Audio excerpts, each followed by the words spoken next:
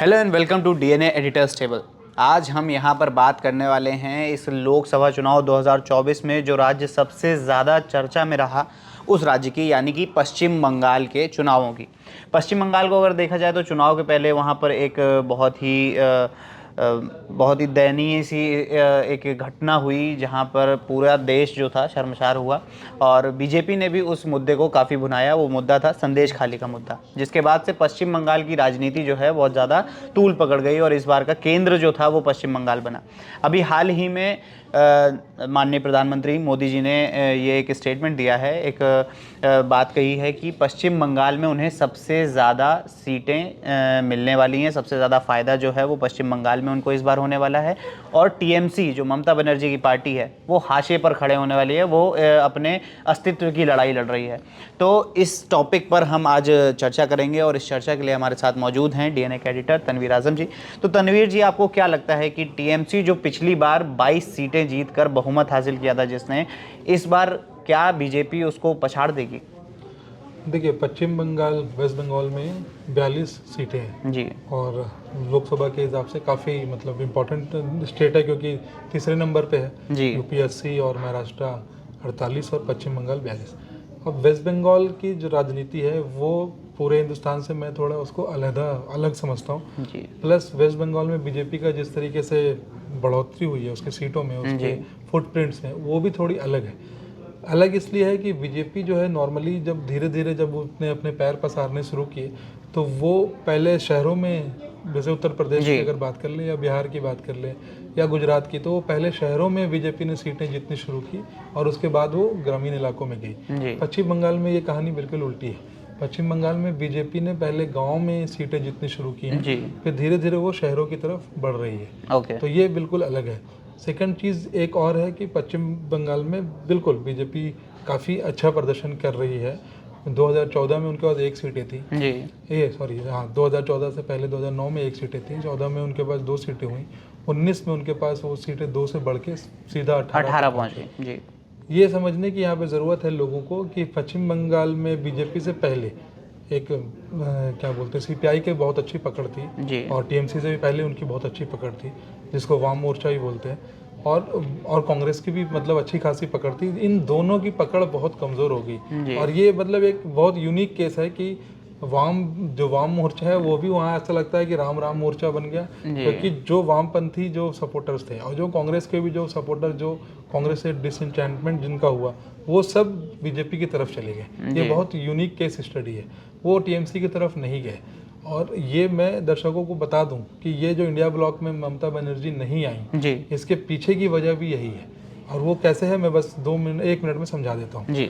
जब आखिरी बार जब चुनाव हुए थे 2021-22 वाले जो असेंबली इलेक्शन हुए, जिसमें टीएमसी ने बहुत अच्छा प्रदर्शन किया, बीजेपी नंबर 2 पे रही, उसका भी प्रदर्शन अच्छा था।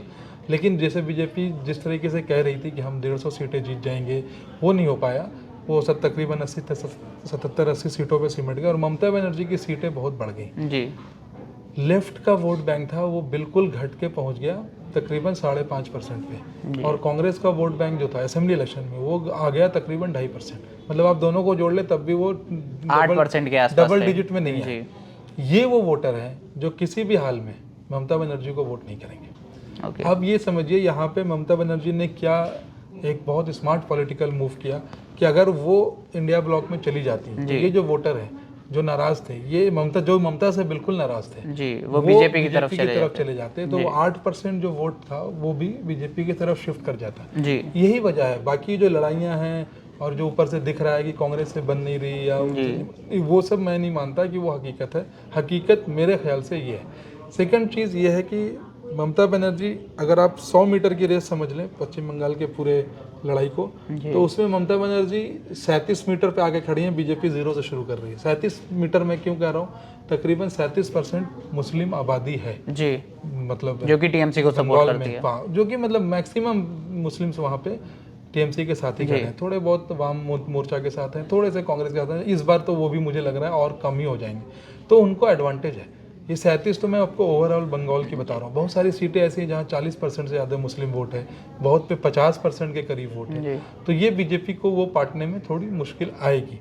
लेकिन हाँ, बीजेपी ने पिछले बार 18 सीटें जीती, ममता 22 सीटें जीती थी, 2 सीटें कांग्रेस के पाले में गई थी। वेस्ट बंगाल को मैं, जो मेरा अपना ये है, मैं उसको 3 हिस्से में बांट के देखता हूँ, साउथ बंगाल, नॉर्थ बंगाल और कोलकाता और उसके आसपास के रीजन। कोलकाता और उसके आसपास के जो रीजन है वो ममता बनर्जी का गढ़ है अभी भी, उसमें कोई शक नहीं है। बीजेपी बहुत कोशिश कर रही है, कल भी मोदी वहाँ पे कलकत्ता में उन्होंने रोड शो किया, रैली करी, अमित शाह लगातार लगे, कितना उसमें सेंध लगा पाएंगे ये देखने की बात है।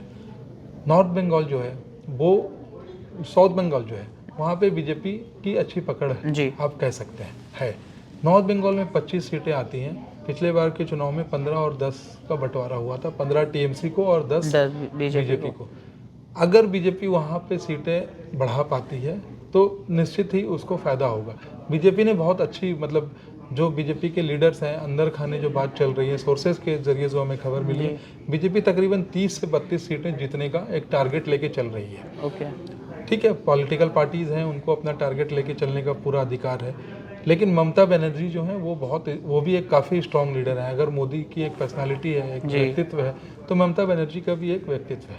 आपको क्या लगता है कि बीजेपी जो है, बीजेपी ने जो बशीर हाट सीट से जो संदेश खाली मामले को भुना के वहाँ की एक पीड़िता को, रेखा पात्रा को उन्होंने वहाँ से टिकट दिया, तो क्या वो पश्चिम बंगाल की राजनीति पर बहुत बड़ा असर डालने वाला है? देखिए, बशीरहाट का जो इंसिडेंट था, उससे पहले जो ओपिनियन पोल्स वगैरह आ रहे थे वो बीजेपी को 8 से 10 सीटें दे रहे थे। इस इंसिडेंट के बाद से जब जो ओपिनियन पोल आए, उन्होंने बीजेपी को थोड़ी सीटें ऐड करी है।